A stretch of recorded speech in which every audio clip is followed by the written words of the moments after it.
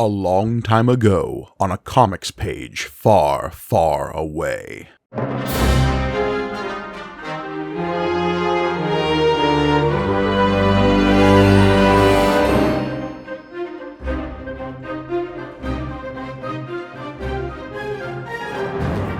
Greetings and welcome to May the Panel Be With You, the Star Wars comic book show brought to you by the Punch Up Entertainment Network. I'm your humble host, Mike Argoni, and joining me, as always, the hin to my Kess, it's John Campbell. Those beloved characters. Oh boy, we are still stuck in the mire of a would-be Star Wars bad sequel.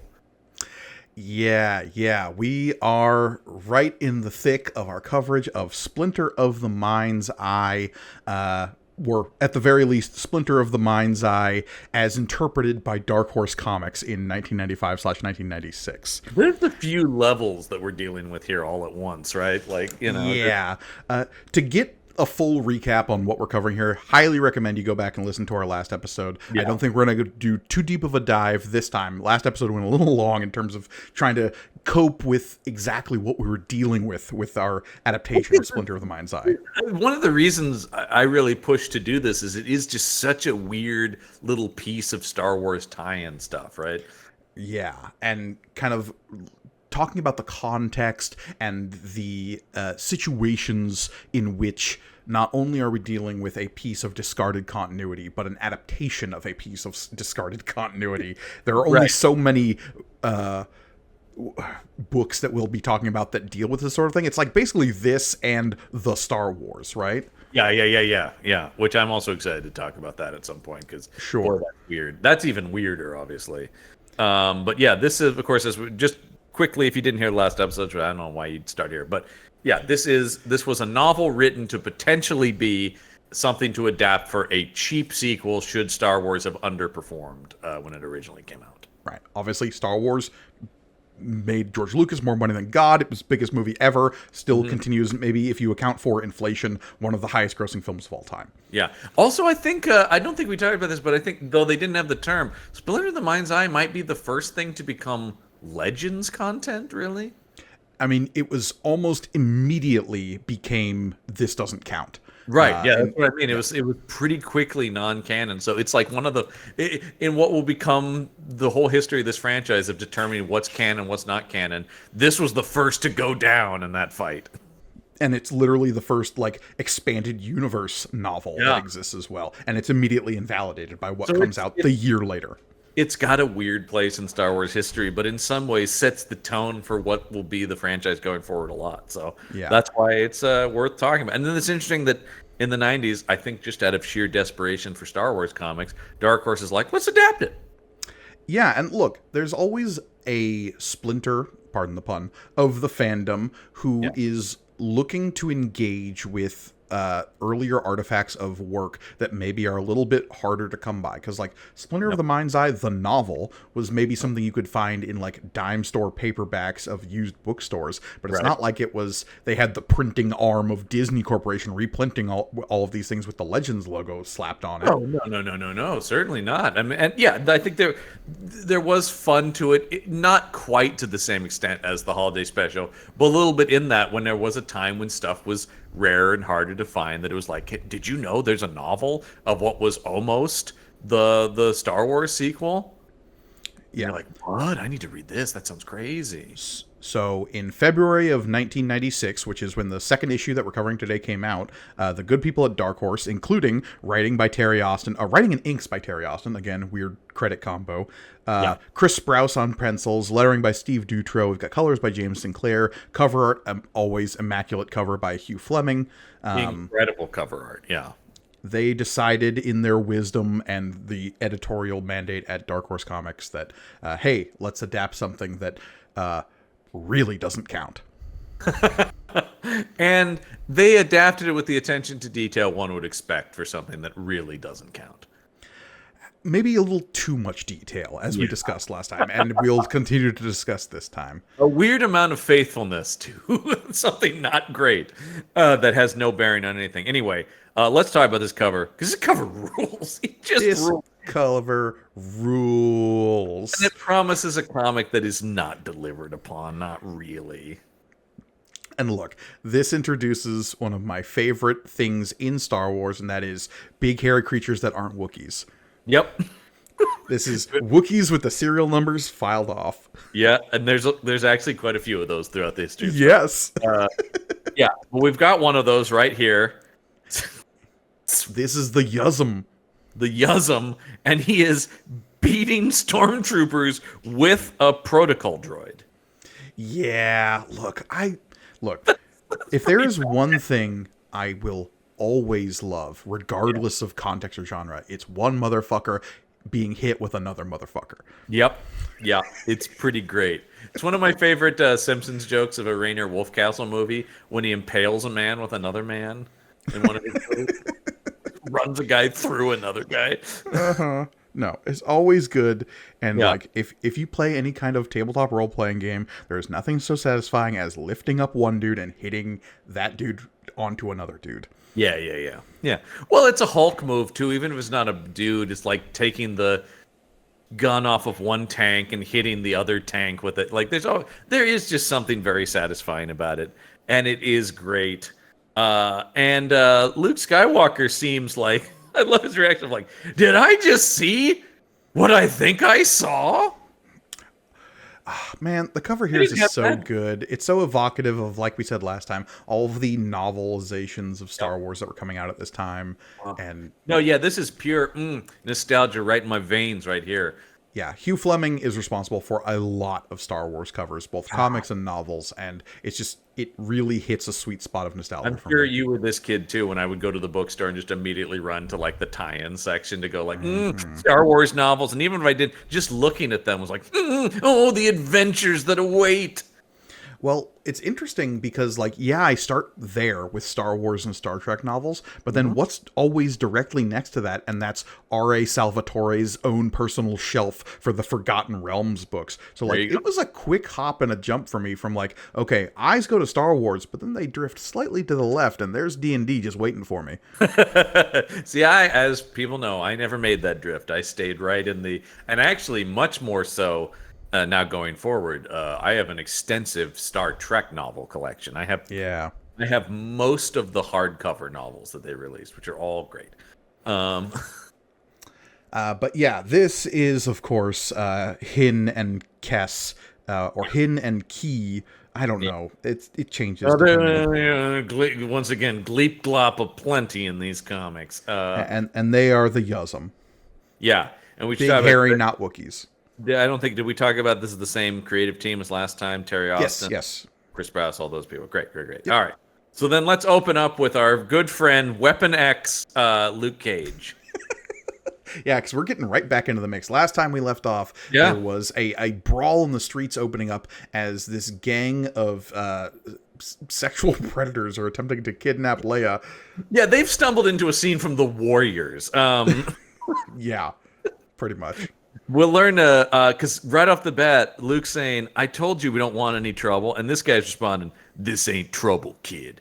This is pure pleasure. Yeah, as Good he's God. leaping at him with his sleeveless shirt and his do-rag and his knockoff Wolverine claws. And we'll learn this guy's name is Jake because his weird toady says, do him slow, Jake, wise mouth kid. Fancy dancer, ain't you, boy? What is happening right now? This is so not a Star Wars thing. There are plenty of ruffians about in Star Wars, but these guys really are like street punks circa 76, you know? Yeah, look, I expect this guy to get a talking to from, like, Dolomite next page. Y'all better run off now. This here's Dolomite Street. Yeah, I'm tired of chasing you around. God, it's just, yeah. Well, I will say this firmly does plant this in the source material being from the 70s with this villain. Sure. Right? Yeah, absolutely. Yeah. But he's going to end it now when Luke all of a sudden remembers, oh, wait, I have a lightsaber. And I got to say, him putting the blade of the lightsaber through this guy's thigh, pretty gnarly. This is a brutal move that I really appreciate, actually. Yeah. And he you know it's bad because he lets out a Ooh. So yeah, he stabs this guy's leg. Then like a real brawl opens up as Leia grabs this guy's head. Luke chops a hand off. Mm-hmm. This is what we'd maybe even call a Donnybrook, I'd say. I would go so far as to call it a Donnybrook, indeed. And we get another one of our the curse word they're really trying to make happen on this planet. Dang! Stang! It's like shit and dang. Yeah. Stang, man! Stang! But yeah, oh god, yeah, is this an off-brand Ugnaught?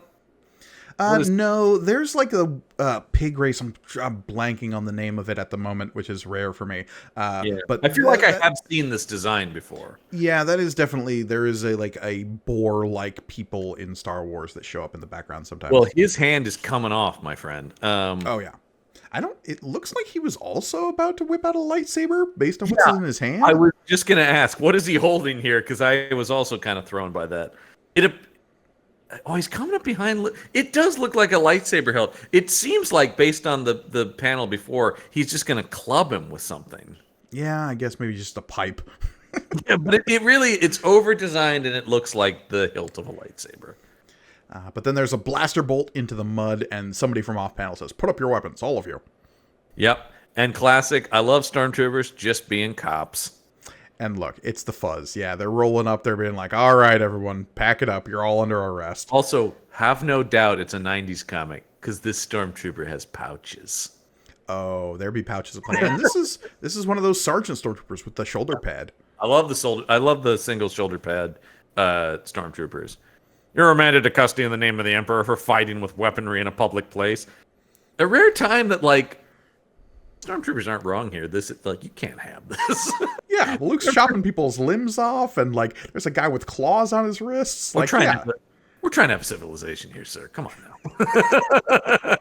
No, if anything, Stormtroopers perfectly in the right in this situation, in this specific situation. Yeah. This is the one time that you're like, yeah, all right, these laws are here for a reason, and somebody should enforce them. And also, they don't just kill everybody; they do fire a warning shot.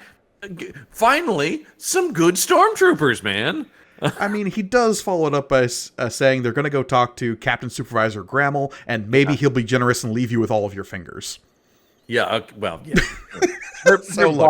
Their boss is an asshole, all right? You know, this is systemic, my friend. Now, here's another situation in which we whip pan to something the characters were totally unaware of because it was off panel.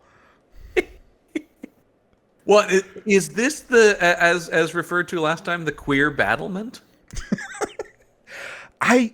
So it definitely looks like it, but it's so hard to tell because our characters have never referenced the massive ziggurat sticking out of the center of this city. That's because the whole last issue, Luke was like, I saw a thing, thank God we're not going there. But then, yeah, all of a sudden, a thing that looks like that thing he said they were avoiding is now right next to them. And maybe they were too distracted by their rumbling bellies to... Because, yeah, last issue was all about finding a restaurant. Oh, God, yeah, I know, right? That's the problem. There's just nowhere to eat around here, you know? Well, have you tried the big creepy ziggurat in the middle of town? I hear they got good portions. It's got to be because, okay, when we go to the next page here, for no reason, this stormtrooper is giving a history tour of this thing, right? Oh, this is one of the old temples built by the native hereabouts. You mean those pitiful green wretches built this? You dumb miners. Whoever built those died out long ago. Anyway. I do love a stormtrooper with hobbies. Like, yeah. He knows enough about the local history to be informative. So they bring him to, yes, we heard mention of Grammel in the last issue about he's, as always, a limitless supply of douchebag Empire middle management, right? With the thick, jowly neck and like the broad shoulders, the handlebar mustache. It's good. These are the ones to break the peace to fight with killing weapons. Love the term killing weapons. I mean, look, a laser sword can only do so much non-lethal damage. Luke actually managed to do about as much as you can non-lethally. So, yeah. They do say that they've sent a couple of the wounded to the infirmary. So, like, these stormtroopers, not going to lie, they did it by the book. They're kind of, yeah, these guys are the pros, man, you know. Granted, you I don't recognize, boy. Who in blazes are you? Just a contract miner, Captain Supervisor. Again, we need to keep track of who's the reckless one and who's the timid one, because it's going to swap back and forth between Luke and Leia for the whole issue. Pretty woman spirited too. Where is he getting that from? I don't understand. But I guess because they were fighting.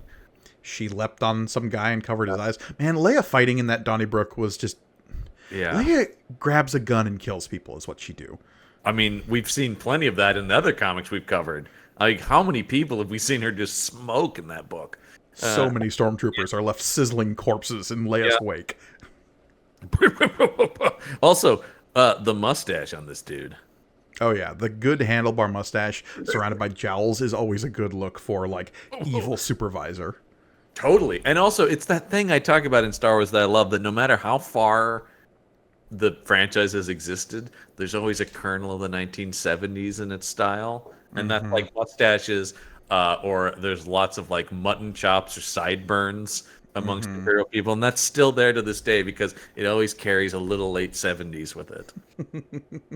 It's between the facial hair and big chunky technology. That's why I love in Star Wars. It's like Star Trek will always have a little 60s in it, right? Like it's just like, yeah, you were in the Kennedy space era, right? Like, yeah. There's colorful spheres to be had in Star Trek. Yeah. It's always going to have a little bit of psychedelic 60s to it. I do love this Grammel guy because the Stormtrooper says, we assumed it was standard. So he goes, never assume, Sergeant. The universe is full of dead people who assumed. Well, because, he's asking after the Luke and Leia's identification, and the Stormtrooper maybe doing a little bit less work than he should, being like, well, we just assume they're dressed like miners. Why wouldn't they have miners' identification? Well, that's pretty stupid. So, a competent supervisor is always something we love. A shockingly, actually pretty good Imperial outpost, these guys. Everybody here is... I mean, that's kind of a dumb move on the Stormtrooper, but they were handling the situation pretty well, actually. They took it to the direct supervisor. They put it up the chain of command. Like, look. Things are going well on Mimbin, you know. Things are moving about swimmingly, I would say. Yeah. I gotta say, when we go down here to the bottom middle panel, ladies and gentlemen, David Harbour is playing this character. Look at that face! Tell me that's not David Harbour. It's not David Harbour. An accentuated, caricature of Harbour, but get that guy in Star Wars, by the way. I would love to. Oh, man. I mean, that guy is welcome in anything. But, look, there are lots of problems with the Hellboy movie he was in, but he wasn't one of them. Not one of them. Bury that guy in some prosthetics and make him an alien? God. Oh, yeah. No, actually, I find the Hellboy movie entirely watchable just for his performance. It's a shame. It's a shame because he was so good as that character, actually. Yeah. I wish that movie was better around him. And you can go back into our archives and listen to us, I think, say that when it came out.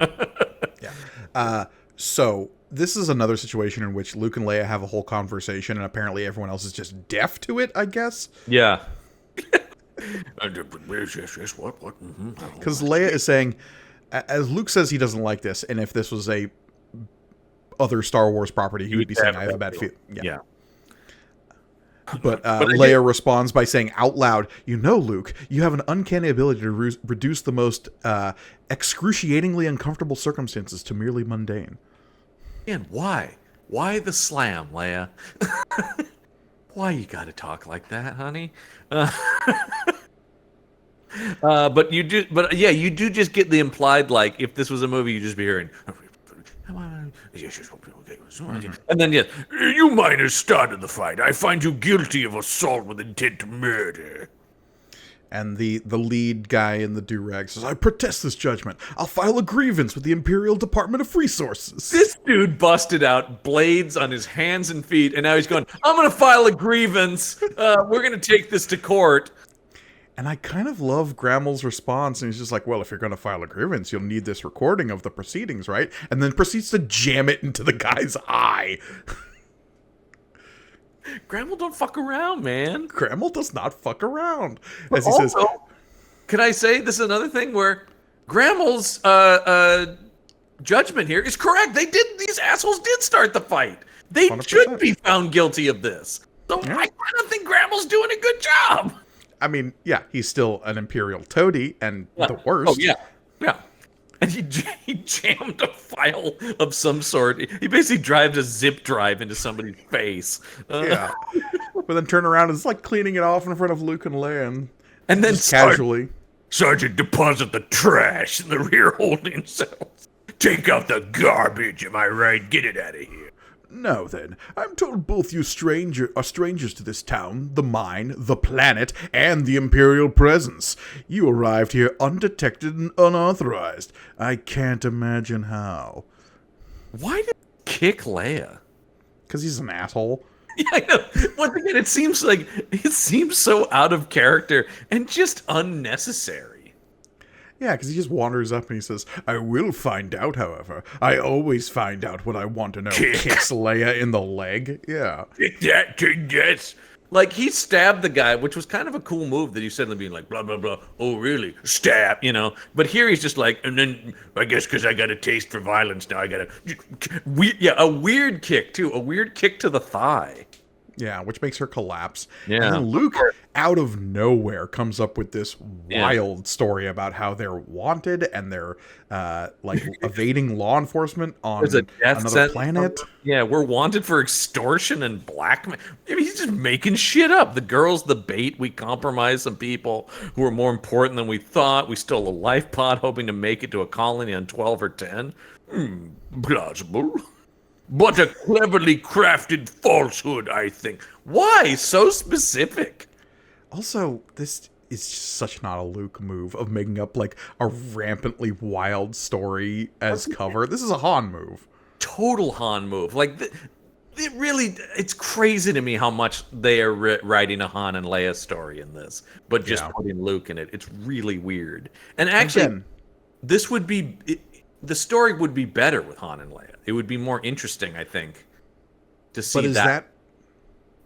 That's that because it's in retrospect that we know about the Leia Han relationship, and so it reads more like that. Whereas if we take this more as a direct sequel to A New Hope with nothing else as context, it's tough to say. But it's this. That being said, this specific moment still feels weirdly like savvy and con man of Luke, because it's so specific. He's not just like, we're wanted. If Luke just said, we're wanted fugitives, that would be enough. But the fact that he goes, extortion and blackmail, and we stole this thing, and like, that's a Han move to like, I'm gonna kind of ramble off a thing.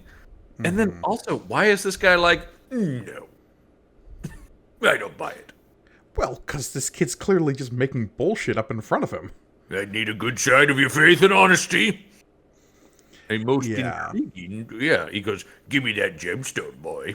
Because he also knows he's carrying this splinter of the Kyber crystal, Kaiburr, not to be confused with the Kyber crystals that are Kyber. But can I also talk about, again, just looking at this, this is, once we get into the room here, this is 1, 2, 3, 4-ish pages of just people standing in a room talking. Yeah. Thrill. Again, this movie was going... Yeah. This was written as a prospective sequel if the first Star Wars movie had not done well and they needed to make a sequel movie on the cheap. Yeah, and that would have involved a lot of, regulations state that I should tell you that you have the rights to, my God. You were observed showing a glowing red stone to a local woman whose presence here is barely tolerated. What do you mean, barely? Yeah. We don't technically have anything on her, but we're not happy about her being here. But she is a kook. Yeah, I'll tell you that right now. Yeah, she's not really causing any trouble, but oh boy, did she give me a headache. Just makes everyone super uncomfortable when she's around. You know what I mean? And she kind of stinks, too. Did you pick up just a little bit. Like, could use more deodorant, personally. I mean, I know it's a swamp planet, but good lord. She says she uses natural incense, but that natural incense be coming from them pits, if you know what I mean. Yeah, they may be natural, but oh, baby, they are pleasant. Yeah, and so, so he goes, you give me that, I'll call that, you're fine, and we'll call it good. Yeah, except that he's saying, the radiance is most unusual. Consider it a fine for public brawling. And Luke coming back with, but we were the ones assaulted. And then he immediately switches to, oh, so you're disputing my judgment. I don't think so. I have contracts on Sicarpolis, or Sicarpos, that fucking word name. Sarcarpus. Sarcopus. Sicarpos. Sarcarpus? Yeah, the other planet. Yeah, over there. They'll let me know if you're telling the truth. In the meantime, throw him in a holding pen. Yeah. Yeah, and so they do that. They're dragged off. And the stormtrooper ominously saying, like, but sir, that cell's already occupied. We've already sent 3 men to the infirmary after we put them in there.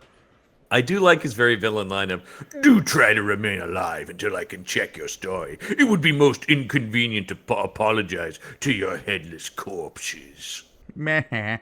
Very Star Wars bad guy. Meanwhile, he's like, ooh, shiny thing. Yeah, Leia being timid again and saying, like, why are you doing this? We've been honest with you, she said, like a liar. Yeah. And then, yeah, as they're being marched, she's like, oh, a place of worship like this turned into a lousy prison. Yeah, and is it the Stormtrooper or Luke who has the Empire smart enough to make use of existing facilities? I think it's the Stormtrooper going, hey, lady, we put a lot of thought into this. It's actually pretty crafty if you think about it. We're using the resources of the planet. Because she responds, that probably extends to your pay and retirement benefits. Which, okay. for the life of me, I have never once thought about the retirement plan for a stormtrooper. But now I'm kind of obsessed with it. They're all just going to get murdered, right? Like, best case scenario, they die out, get replenished, right? Like, what? I think I'm paying into a 401k for the Empire. It's got to be more of a Tontine situation, right? Where it's like the ones who make it through get the payout. Yeah. Or one of those things where it's like, we'll deal with that when we come to it. Let's see who's still alive, and then we'll figure it out. Well, okay, let's do a little bit of math here. The Empire, as we know it, exists for roughly, like, a little under 30 years. Because, like, okay, we've got a 20-year gap between Revenge of the Sith and New Hope. And then there's about 5-6 years for the original trilogy-ish. Roughly, yeah. It's tough to tell exactly, but that's about right, yeah. And so, like, and then the Empire, like, firmly falls a couple years after that at the, like, Battle of Jakku. Yeah, about 30 years, yeah. Yeah. What do you think the retirement age set for stormtroopers is? Because, I mean, early days, right? Early days. You're dealing, you got mostly clones as your soldiers, right? And if you've been watching The Bad Batch, you know, like, the process of them getting phased out happened pretty quick, actually. Yeah. Okay, so now you're talking about recruitment on that. You're going to be looking at young guys in the prime of their lives, right? You're probably not... presumably. Yeah. So, I mean, most of these guys are going to be mid-50s to early 60s at most by the time the Empire crumbles. So probably you don't have a lot of people at retirement age even. I'm saying, like, did the Empire last long enough for any of these guys to even, like, call for retirement? Maybe. That's what I mean is, like, I think the Emperor took a we'll see when we get there attitude. You know? Yeah, well, you let me know. And also, they totally feel like guys who'd be like, oh, wait, hold on. The contract actually does need to be extended for a bit longer. Mm-hmm. Yeah, I feel like there's a lot. I feel like there were a lot of promises, but they weren't going to fucking let anybody retire. We never hear about stormtrooper wage benefits, and I think it's a shame. Do you move up? Like, does anyone move from stormtrooper to imperial officer? Oh, yeah, absolutely. There are some, yeah, right? But I mean, it's like branches of the military, right? Like, you have, like, the officer corps, and then you have the troopers. And troopers have ranks. Eventually, you can rank up and become a death trooper. You get that sweet black armor. That is the coolest armor to wear, by far. Maybe you get a cushy post somewhere out on, I don't know, Scarif. That place is out of the way. No one ever goes there. Nothing bad will happen at all, trust me. Yeah. So so they put them in I do like just a little bit. Is that a little bit of blood in the corner of the cell? Yeah. Looking at it. So they step in here and put in there with a couple of monsters. Yeah, and these are big, hairy, warthog-looking things. Here's another opportunity for Luke. I don't think I like this one bit. Should be I have a bad feeling about this, right? Yeah. What was that you said earlier about understatement? Says Luke. Not bad. That's fine Star Wars banter. Yeah. By But the we way, cut away. he, one jowly Imperial officer calls another jowly Imperial officer. Must they both be super jowled out like this? Yeah, there's some fat phobia going on here that I'm not super keen on, but yeah, It's whatever. me, your brother.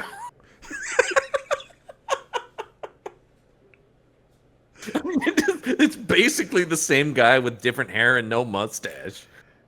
Yeah, they both got kind of the jowly double chin going on, and yeah, they've just got a Who is this bad he's case of called? thick head. He's called, this is, have a deep space communication a first priority for Governor Bin Asada on territorial administrative world Gindine. So this is, Giant.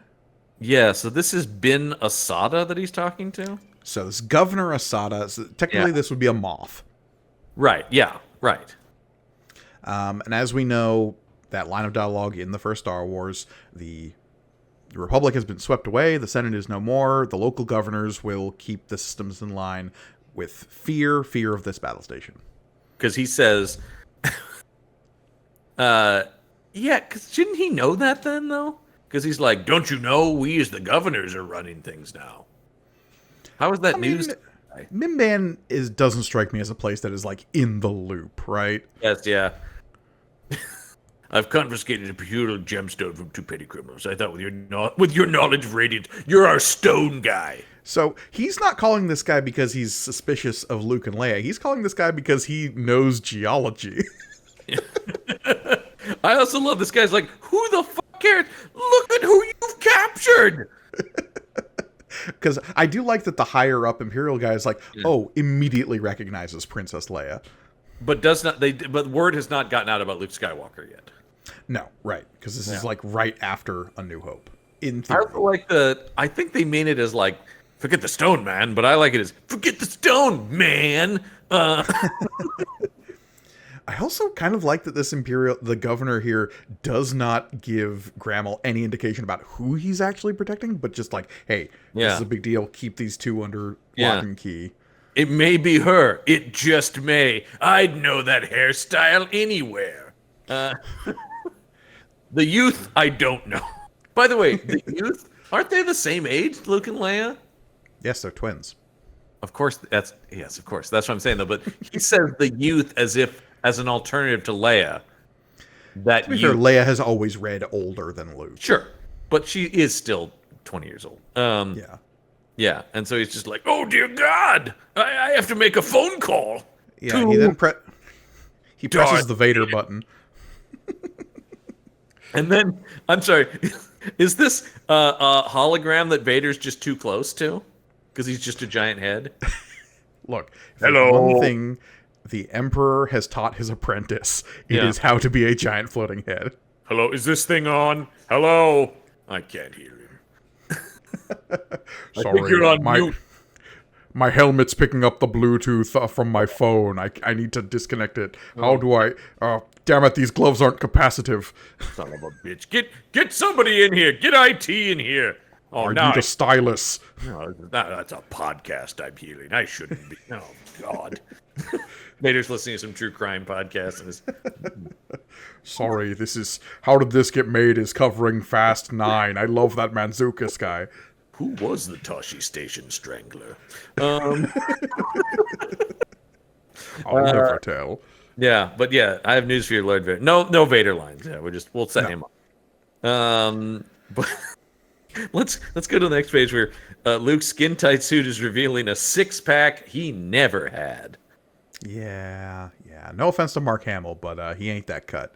He was always fit. He was never jacked, though. I mean, even like most, him and Empire was probably the most jacked he was in one of those. And still just kind of a slim fit dude, He went, that's a jogging body, Look, it's a classic comic book thing where it's like, okay, we're going to get him a skin-tight suit so we can basically just draw a person and then color them so it looks like they have a suit of some kind. I also love, it's another one of these classic, the pacing of this book is like, we have oh no, we've been put in a cell with these monsters. Little interlude, cut back to, yeah, it's all fine. This is some actually just bad like screenwriting that I've seen from time to time. It's just like, okay, cut to scene. Let me get this straight. Horrible writing. Really try to avoid putting "let me get this straight." I feel like in your stuff, it's part of a similar problem too. It's either that or any line that starts with "as your father," you know. Or, as of course you all know. Yeah. I remember hearing a TV writer talked about like avoid the "that guy works there" dialogue, like on a CSI show where they would explain how the stuff's like, yeah, that guy knows he works there. Like he would know how that lab works. Like, yeah. And this one is particularly egregious, mostly because they don't go to follow up on how any of this works when it is suddenly explained out of nowhere that Luke knows that these two are Yuzum and that he can talk to them. I hate to say this again, but it would make more sense if this was Han Solo. A guy who's world traveled, we already know can speak to Chewie, might have some. Here you have the guy with the least savvy knowledge of the galaxy being like, yeah, I spoke to these two alien brutes over here. The line we get explaining this is Luke saying, I studied their language back on the farm on Tatooine. Studying about other cultures was a good escape. Shut up. That's so lazy. You can't just be... that's also bad screening. I just like, oh yeah, I read a book about this. Shut up. Get out of here. God, that's bad. But yes, these Yuzum named Hin and Ki... Yep. They're notoriously temperamental, but I convinced them we're not like the Imperials that tossed him in there. So not only is he able to communicate with them, but he's done such a good job of communicating in the interim that he's like, no, see, we're different than them. We're the rebels. That's a thing. He's explained Star Wars to them. He told them the plot of the last movie. Seems they protested being used as slave labor in the mines by filling one in instead of emptying it out. Oh, those scamps. Why aren't these Wookiees? They should be Wookiees. I think just for... Got to put something else in here. I guess, yeah. Yeah. But they do feel like, in every way, they are Wookiees. And here's where it really starts... for it to be Han Solo, who we know speaks Shriwook. Yeah. I love that you are using the name of their language, John. Yeah. It means that I've infected you in some way. Sure, yeah. Yeah, we know that, though. So, yeah. Because, I mean, this is basically the scene that's in Solo, right? When he does meet Chewbacca. Mm-hmm. Is a better version of this scene. Yeah.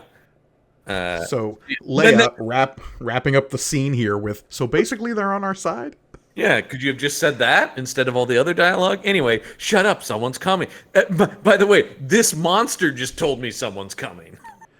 There's no sound effect or anything coming from any of the Fuzzums. How is Luke talking to them telepathically? Well, I will say, when he said he spoke to them, when I was first reading this last time, I'm like, God, he is not advanced enough that he's communicating with them telepathically. No, it's even dumber, but then now it does seem like that is what he's doing.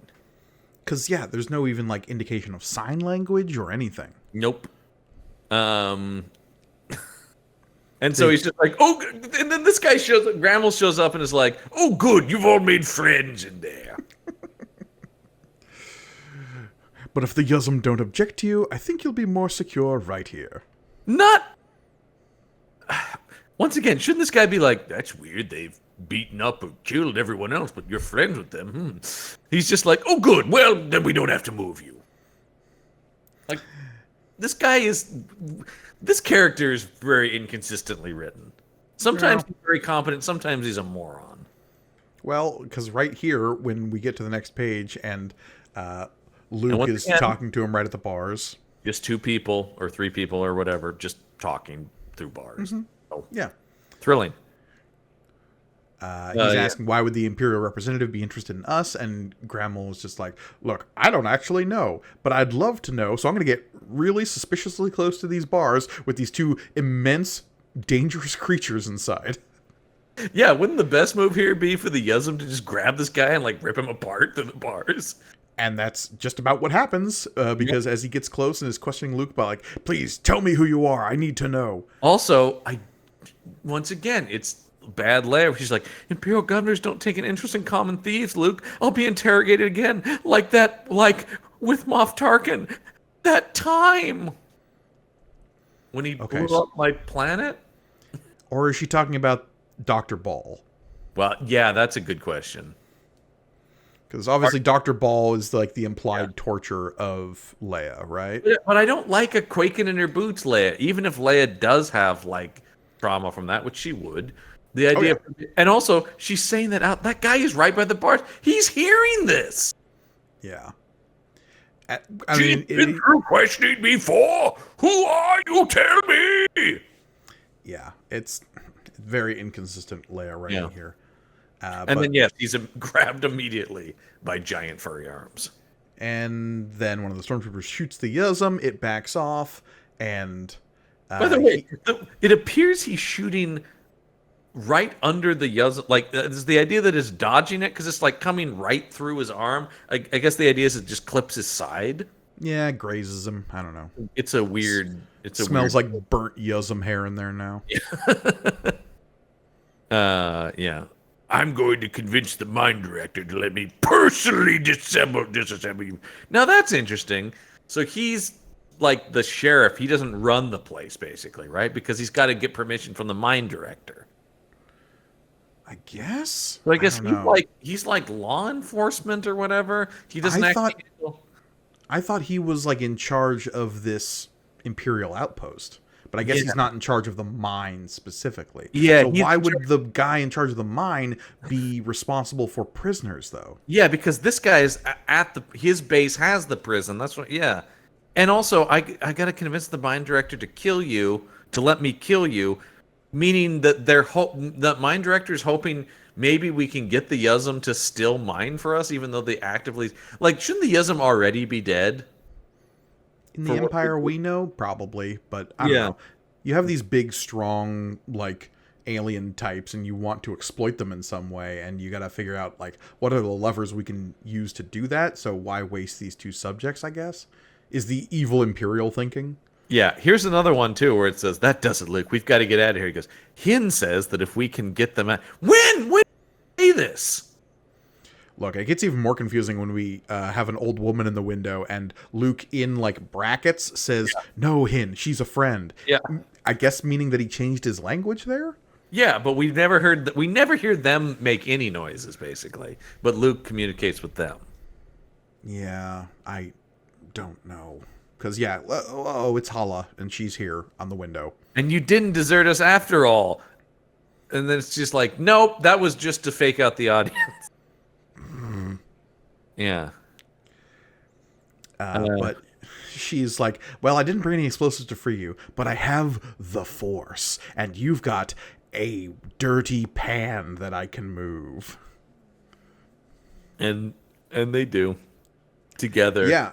With the turn the page with the help of the ghost of Obi-Wan Kenobi. Because, yeah, she's struggling to do it, and she says, I can't do it. Boy, you've got to help. I can lift that thing, but I ain't got the control. And Luke, I'll try. Don't press, Luke. Remember how I taught you? Relax and let the Force work through you. so this is okay, we've contracted Alec Guinness to show up for one scene in the next movie. This is what they would have blown it on? As long as I can sit down and do it. You did it, Luke! Yay! I love that just hitting a button immediately opens the door. I guess I did. I had a good teacher. Thanks, Obi-Wan. Wink. But then Hala says, thanks, kid. Oh, I didn't mean you. A character way cooler than you. I am a good teacher. Yeah, it's right. Okay, who would play Hala in this movie? Oh, that's a good question. So you're talking like... well, she's already in the Star Wars Holiday Special, but I'm sorry, B. Arthur is who I'm thinking. Yes, I mean, that was my first thought, was B. Arthur. It's totally B. Arthur. I don't know. I'll say this. Any of the Golden Girls. Okay, yeah. All right. If this is Estelle Getty, I'm still on board. Yeah. No, yeah. But no, like late 70s, early 80s B. Arthur, perfect Hala. Okay, yeah, perfect. That'd be more of a thanks, kid. So, okay, there they go. They're running away. What's that commotion up ahead? I thought we'd sneak out of here quietly. There's no such thing as a subtle Yuzum. You know those Yuzums. You know them, baby. Also, Leia asking what's that commotion up ahead. Did the Yuzum not just charge off down the hallway? Yeah. See what I mean? As unfortunately, oh wait, he does still have the protocol droid in the other Yeah, yeah. hand. It's Yeah. just like really muddied up with the colors and the inking there. Yeah, it's not as cool as it's great in concept. Yeah. But yeah, the Yuzum are just tearing through stormtroopers. And also these Yuzums are Luke communicated enough, once again telling them the story, that this one Yuzum has found his lightsaber for him. And all of their other gear. They've got their guns and explosives back with them. Mm-hmm. Well, what's happening here with the explosive? Yuzum's jumping away from explosion. What's to ask, John? What caused the explosion? I guess you'd. Oh, that I don't know. Yeah, I know it's on, but it's like pew pew pew explosion. Cut to. I'm going to go with the special effects budget is what caused it. You get one explosion, George, and then just the Hin has taken out the complex's communication center. Okay, somehow it doesn't matter. Those guards better have the exit secured, or I'll have the hedge. I do love seeing the Yuzum in action because they're very, especially drawn in this kind of like shadowed style. Yeah. Like Dark Horse had like a look. All of our books kind of have to look like Hellboy thing for a while. They definitely had a house style, no question. Yeah. So like in fact, I'm shocked. Deeply shadowed eyes and arms and stuff is very. I'm shocked bad. we don't have some Mignola covers on this thing. You know. There may have been alt covers on this. Who knows? Yeah, yeah. I mean, we're in prime alt cover territory here in the 90s. So, I got to admit, 2 shrieking charging Yuzum make a pretty good diversion. Still sounds like Han to me. How would these Yuzum have been portrayed in the much cheaper movie sequel? I mean, it's giant furry costumes, right? With like bad boar heads. Yeah. Ugh. But this time there's 2 of them. Yeah. Yeah, I feel like they would just be way shittier looking Chewbacca's, right? But that would be the thinking, right? It's like, oh, well, the first movie had 1 Chewbacca. Now we got 2 Chewbaccas. 2 Chewbaccas. But the thing is, we don't have the money or detail to put into it, you know? So. Yeah. I don't think we would get the same, like, dynamic, like, flailing of droids into stormtroopers in the film and version. This sequence, as portrayed, would be like, there'd be like 1 swipe and 3 stormtroopers fall aside, and that would be the end of the action probably in this. Yeah, I mean, like I said, thank God it was successful for any number of reasons, but really, so we didn't have to suffer through watching this on screen. Especially Leia's dialogue. Luke, the exit's been sealed to manual release, and none of us know the override code, and the prom is tomorrow. Yeah, I mean, if this had happened, you do think about it, it'd be a lot of clips circulating of like, oh, that terrible Star Wars sequel, and then a lot of Comic-Con panels with Hamill and Fisher going like, what happened? You know, I know it could have been. It was supposed to be so much better. And now Luke is once again speaking Yuzum, going, yeah, you stupid Yuzum, that won't work. This line of dialogue really stuck out to me as he said, Hin, unbreakable security material. He calls it unbreakable. Yeah. Stand back so I can break it. It's unbreakable. Well, unless you use an explosive, which would still count as breakable. Not unbreakable, it's just a wall. So yeah, it takes a lot of force to break it, but okay. Yeah, but yes, punching it with a helmet won't work. Let me blow it up. Well, and also just the imagining this Yuzum is just like, also, like, they're intelligent creatures that like have thoughts and feelings and obviously a whole language that Luke can speak. Yeah, but they're just like, smash wall. Yeah, they would know how doors work. Yeah, the intelligence level, but I do love that you never hear them. They never add any sound or anything for them. It's so weird. Yet they apparently have a spoken language of some sort. I guess. Even if it's like Shrirook and it's mostly grunts and sounds, there should still be something indicating that. And also, if Luke can understand them, then they should have bracketed dialogue too. The only thing I can think is that it is a language based only on the amount of moisture on a person at any given point in time. Because that would be the only explanation for how Luke, a moisture farmer, would be able to comprehend and speak it. Well, I do love the idea too. It's like I studied them. It's like where are they getting info on Tatooine? And like, yeah, Yeah, you think Uncle Owen's just got his like xenoarchaeology yeah. file for Luke to browse? Oh, I don't know. There's some old books on Yuzums or some shit over there. Look, if you want to read those.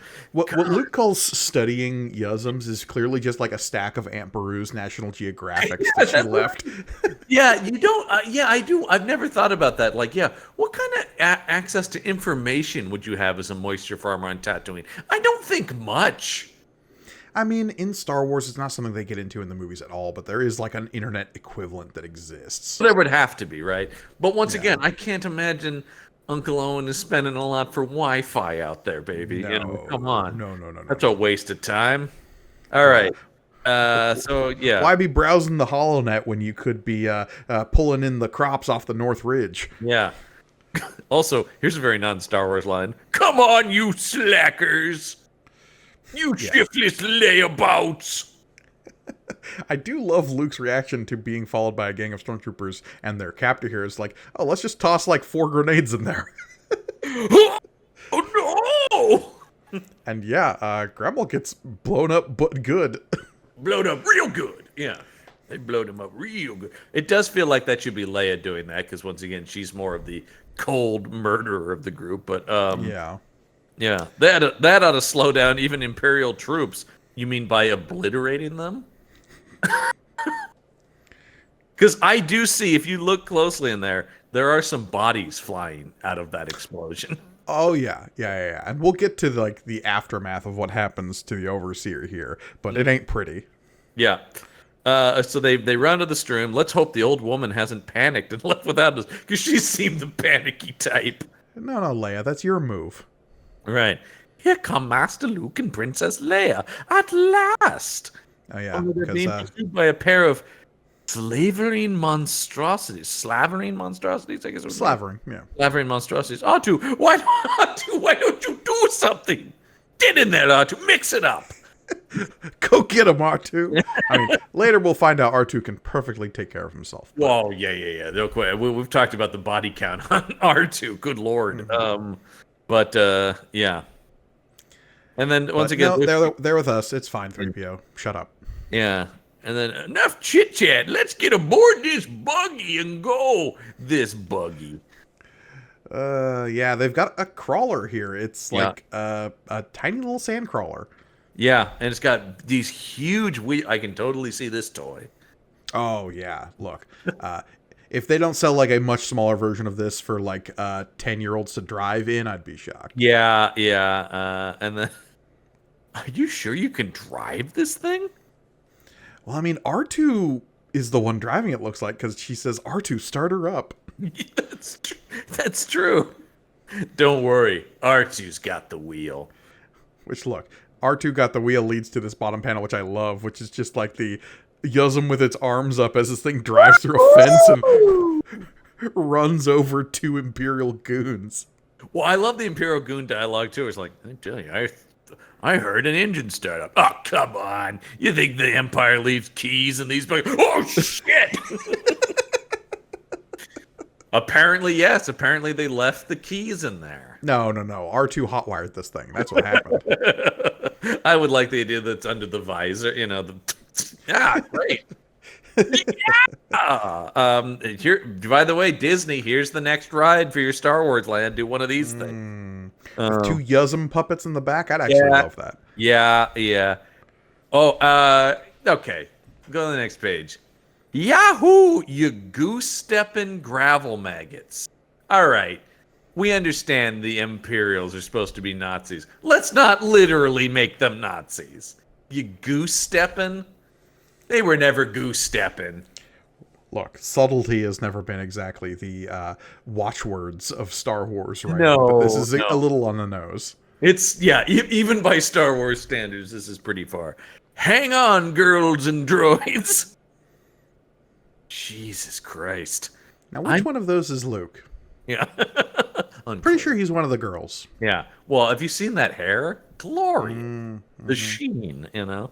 Hang on, girls and droids. I'm pointing us at the Temple of Pojima and the Kyber Crystal. Yeah, because Pomojima is like the local god whose temple has the Kyber crystal. Yeah. It's hard enough for me to keep canon Star Wars gleep glop in my head, let alone stuff that doesn't mean anything. Right. Yeah. Because again, to remind people reading along with us, Yeah. there is but one Kyber crystal in this continuity, and that is a big crystal that Luke has had contact with a shard of, a splinter, if you will. The Kyber crystal. Kyber crystal. Yes, very different from Kyber crystals, which are and then used to make lightsabers. Yeah, once again, the Yezin wants to know if there's anything to eat on board. Everyone's really worried about where their next meal is coming from in this. Well, and this is quickly turning into a situation where it's like, can Luke actually understand what these things are saying, or is he just inputting words into these things' mouth? I think he said, "Where's the food?" If I remember correctly, if I remember my Yuzum correctly, it's a little rusty. And then, don't worry, there's a storage locker in back, enough grub and weapons to last the week, 10 days. Travel tops. What? That's pretty wild that there's that much on board. This little. I mean, she was preparing for this like journey to. I guess that's true. Get them there. But I'm just talking about like where they seem to be taking up the entirety of this thing. Yeah, it's in the back. It's in the trunk. And Leia goes to get him some food because, of course, she's the woman. She's gonna feed him. Yeah. And then, okay, Luke asked the question I would have. You mean the temple is that close to the mine and no one has investigated it? And then she says, there's thousands of temples. They just didn't get to this one. What? Pomojima was a fairly minor god. Yeah, so the Empire wouldn't care. Jesus. The level of lazy writing in this thing. Alan Dean Foster had to have written this book quick, right? Like that had to be. We need this because he's a better writer. If this is, because I'm assuming they're taking most of this from his and just condensing it, his book. But like, he's a much better writer than what is in here. I mean, this book was written while the first Star Wars movie was in production, correct? And released not long after, right? And then just. Once again, we're just throwing out. Seems he was supposed to give his priest some kind of miraculous healing powers or some such. The Kyber crystal might be the basis of those stories. If the Empire gets a hold of it, it'll be turned to destruction, not healing. Well, actually, that weird little. Yeah. Yeah, exactly. It's like interesting that that was maybe mined later for the whole like Kyber crystals used on the Death Star thing. I've been after that rock for years, boy. Yeah, because Luke says maybe we'll have to destroy the Kyber crystal. Yeah. Well, let's go and meet our now a new Bond villain because he's disfigured now. So yeah, here comes Cyber Grammel as this doctor here has like repaired him. Apparently he had his arm blown off and half of his face removed by the explosion of Luke's grenades. Yeah, I replaced the muscle and heat sealed the bone. There's no permanent nerve damage, so your new arm should be good as the old in a few days. You'll never sweat from that arm again, nor will your hair grow back. Yeah, so we get Grammel looking at himself in the mirror, and he's got these big burn scars along the side of his face. We love a good disfigured villain. I do. Once again, that's very Bondian, right? Every Bond villain is messed up somehow. And now he's got the one black glove with the robo hand, just like Luke would get at the end of Empire. Yeah. It's just like she goes, don't go executing those stormtroopers. She's like, but they're incompetent at best. But I will need every ambulatory. Once again, just a lot of like unwieldy words of ambulatory. I mean, there's nothing wrong with using that, but there's just this is wordy. Well, especially when the term able-bodied exists. How much easier ambulatory body for the search ahead. I guess I have no. I was like, I sure would like to kill him, but I can't exactly be losing people. I mean, I made it out, but like 18 other guys were killed in that massive explosion. It's weird, like, inserted characterization here of this random doctor that we never see again, of just like, hey, if I could ask you a favor for fixing you up, please don't kill everyone. Yeah. Well, we we all do what we have to, Captain Surprise. If it was up to me, I wouldn't have saved you at all, jackass. All right. 7 days later. Yeah, this is a bit of a hard time skip here. Whoop. Yeah. And so these people are just, I mean, think about how awful this is. They're just out here driving this thing for 7 days, I guess, presumably making camp. Road trip. Yeah. I don't know what kind of fuel this thing takes either. Ah, fine. It runs on garbage, like in Back to the Future. Yeah. Yeah. Mr. Fusion's on the back there. Yeah. Yeah. You said 7 days. 210. 7 days, 210. You don't listen, boy. Yeah. Now, this is the part of the journey where, like, oh, we start questioning, is any of this even real? Is Hala leading us on a wild goose chase? Maybe the Mimbonite told you what you wanted to hear to ensure you'd give him his bottle. Maybe the temple's a month away, or it doesn't even exist. Yeah, and Luke saying he felt a stirring in the Force when he touched the splinter of the Kyber crystal. The last issue where he greatly explained what that was. Yeah. So Luke's kind of in the camp of maybe this is all real, and Leia's in the, well, maybe you're all full of shit.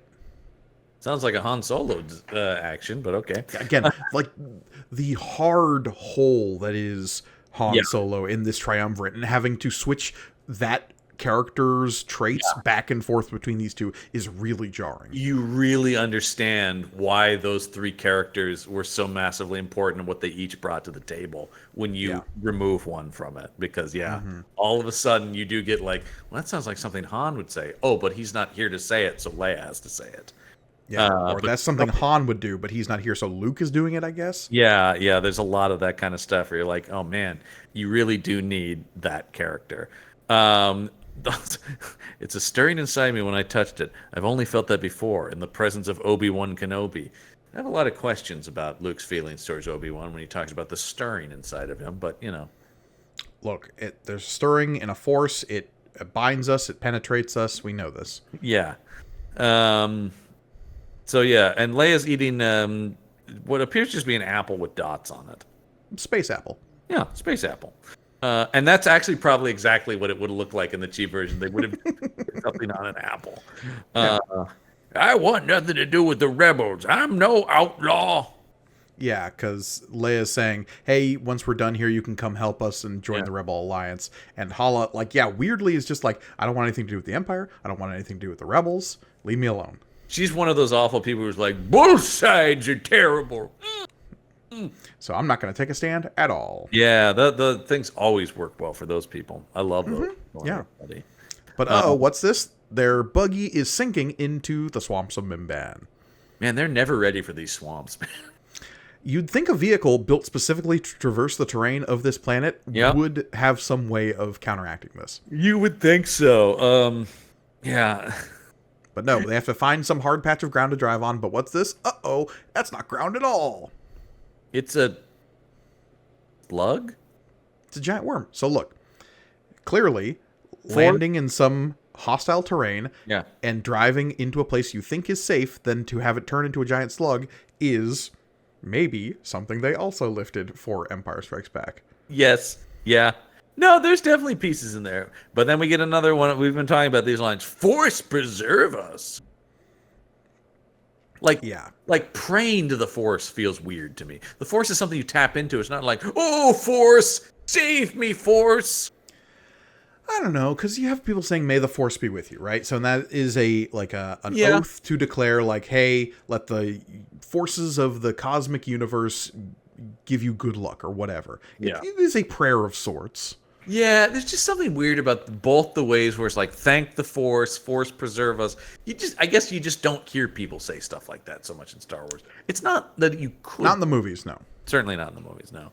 And so they're, I do like calling 3PO a dim bulb.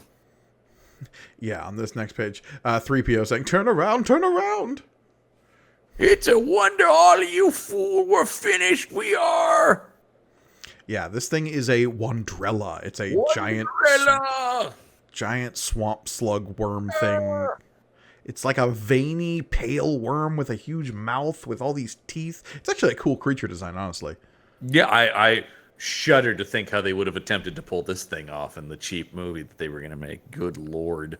Have you seen the old, like, Sword and Sandals Hercules movies? Of course, yeah. Yeah, I've seen some. So anytime they're fighting a giant dragon or monster, it's always you see the head of it coming out of a cave or something, and it's like paper mache and puppet or whatever. It probably would have been a mix of stop motion and then, a head that's attacking them.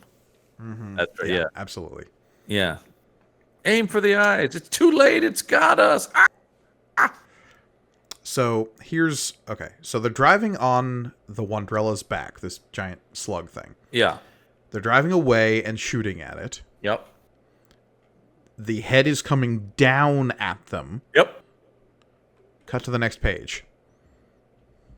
It's how? Yeah. I guess it's the idea that it got them, lifted it up. No, it doesn't work, does it? No. Because suddenly it's chewing on the front of the thing, and they're all falling out of it. And the worm is coming up from underneath to get its mouth on it. Yeah. Yeah, even because if it bent back and was able to grab the thing off its own back, then it would have its mouth on the top of the buggy. Right. Yeah, that makes no sense. And also, I just don't understand how they're falling out of it either. Exactly, like. Well, it definitely looks like R2 and 3PO fell, and everyone else is jumping. But how would they fall if it's being pulled up like that with them? Once again, it would make more sense if it was upside down or got turned in some way. Instead, it looks like it got picked straight up, which why would R2 and 3PO fall? I mean, I guess maybe it got shook around, but then everyone should be falling. It's weird. It's a weirdly constructed. Yeah. And look, what it really does is gives us this dynamic panel of 3PO head first hurtling towards the earth, saying, "Doomed, we're all doomed." Yep. And that's our cliffhanger. And that's our cliffhanger for the end of this issue. Will our rebel friends escape this? Probably. It feels very much in line with the movie serials that Star Wars pulls some of its inspiration from, right? It's not elevating those. It's literally being those. Like Star Wars is sort of an elevation of that kind of storytelling. Same thing with Indiana Jones. That's kind of what Lucas's thing was. Like, I'm going to put all the pop culture I saw as a kid through my filter and then find how do I take the influence of that and present it to a new generation. This feels like Star Wars if it actually was a movie serial. Yeah, exactly. To the point where we have the dramatic ellipses at the end of every issue where, what will our hero do this time? Yeah. Because it's like Star Wars, for all people talking about it being inspired by serials and Lucas wanted to buy Flash Gordon and stuff like that, it really was, though, this perfect melding of nostalgia, but also was aimed at an audience in 1977. Well, and that totally disregards the other influences of like westerns and samurai movies. And World War II flight dramas, and exactly. Yeah, that's the thing. Exactly. That's what I'm saying. It's like Lucas had this whole stew of influences that he'd obviously been just cooking for years as being a fan of cinema and stuff like that. Whereas this is going space opera serial, got it, and it's just doing that. Yeah, suddenly a lot of the. I don't see any of the Kurosawa or the war movie stuff in here that isn't already baked in just in general. But the storytelling clunky, Well, and say what you will about the 70s comics that we've been covering. Yeah. Even if they're failing, they are attempting to grasp at that larger stew that made Star Wars so successful. No, that's the thing. Is like that I do...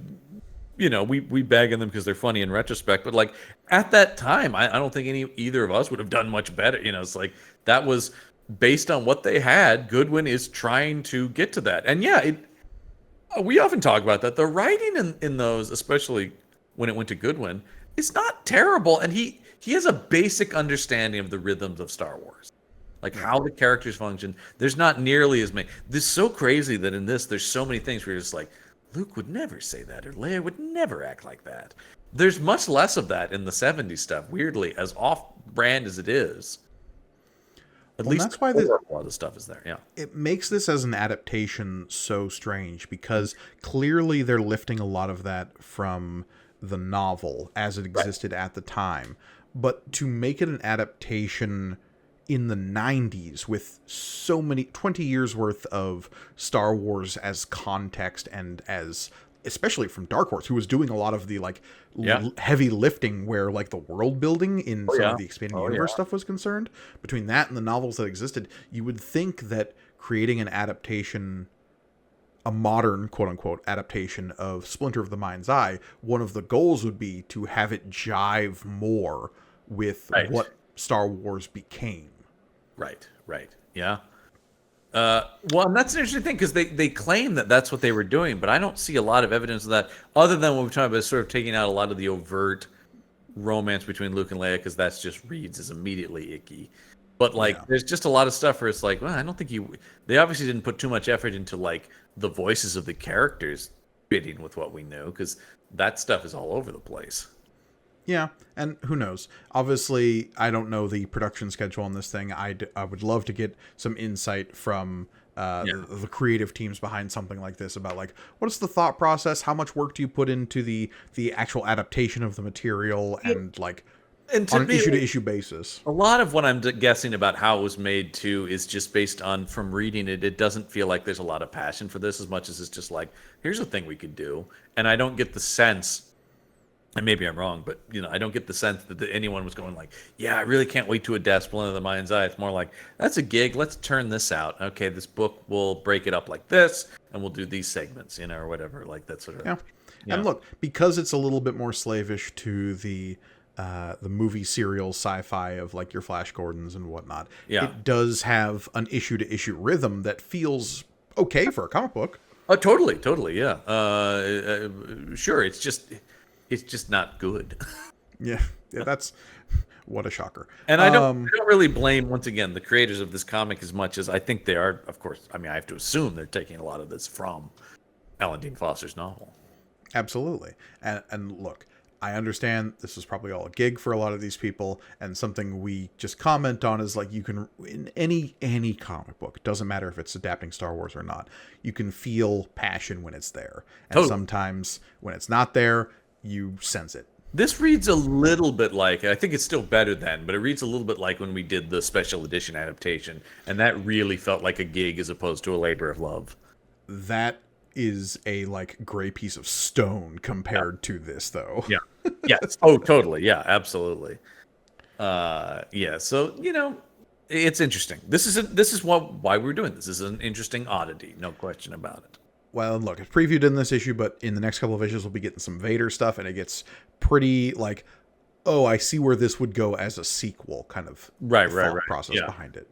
For sure. But we live in a world where that didn't happen, thank God. So if you want more from us and all the shows on the Punch Up Entertainment Network, you can head over to our Patreon page, which is patreon.podbean.com/punchup. Like I said, you get cool exclusive bonus content, as well as help make the shows that you enjoy here on the network.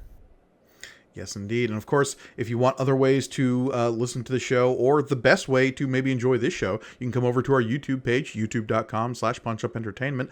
There you can read along and see what we're talking about in terms of these panels and the art and the dynamics of everything, as well as like, comment, and subscribing while you're there. It really does help us out a lot. Let us know in the comments below if you needed to have a giant space worm, what do you think the best way to like be in it or on it would be? Because like, obviously the mouth doesn't work, the back doesn't work, but maybe the back does work if you've seen Dune. I don't know. All I know is, Frank Herbert, thank you for not suing this book again. But always know, he could have. He could have. He was very nice about it. He was, yeah. And I'm doing you a solid here, Lucas. But I think that's going to do it for us this week. As always, I've been Mike Gargoni. I'm John Campbell. And remember, may the panel be with you.